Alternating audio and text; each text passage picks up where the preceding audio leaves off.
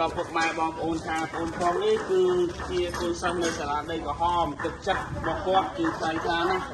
សំបានរហូតដល់រយៈពេល1ឆ្នាំហើយអត់ចាយទេហើយអញ្ចឹងក៏ឲ្យតានាំមកយកមកជួយក៏កងទ័ពជួមុខ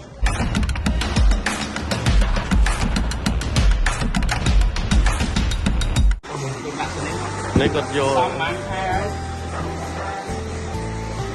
យឆ្នាំហើយកូនរៀនហាត់ទីបានទី5នៅសាលាឯងសាលាដីក្រហម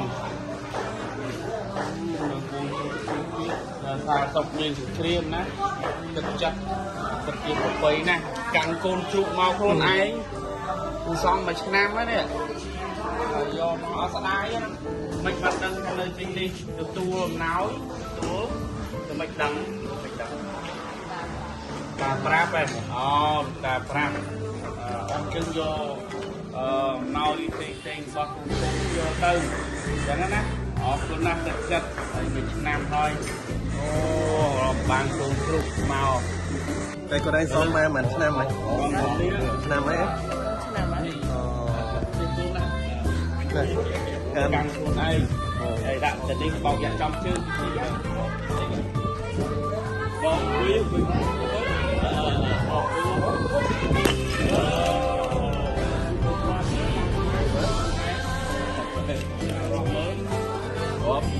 បាទសូមជម្រាបសួរដល់ពុកម៉ែបងប្អូនថាកូនផងនេះគឺជាកូនសិស្សនៅសាលាដីក្រហមទឹកចិត្តរបស់គាត់គឺថ្លៃថ្លាណាស់សំបានរហូតដល់រយៈពេល1ឆ្នាំហើយអត់ចាយទេ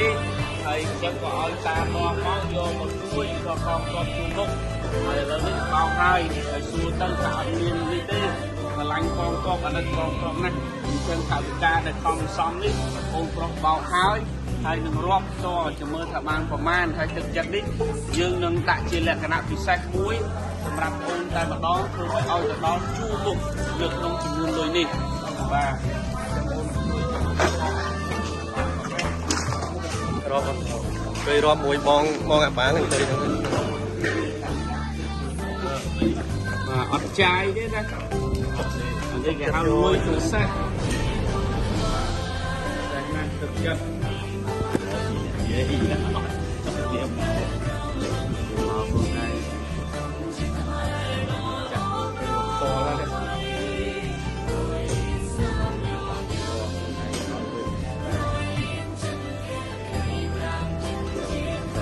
ដុំ